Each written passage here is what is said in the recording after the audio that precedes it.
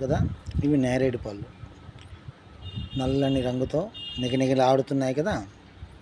తిన్నాక వచ్చే పిక్క ముదుగు రంగుతో ఎంత చక్కగా కనిపిస్తుంది. ఈ నేరేడు పళ్ళు తినడం వలన మనకి డయాబెటిక్ కంట్రోల్ అవుతుంది. కడుపులోన కల్మసాలు పోతాయి. ఏదో పొరపాటున కొప్పెంట్రుక మింగేస్తే అది కరిగి వచ్చేస్తుంది. సంవత్సరానికి ఒకసారైనా సరే నేరేడు పళ్ళు తినడం ఆరోగ్యానికి చాలా మంచిది.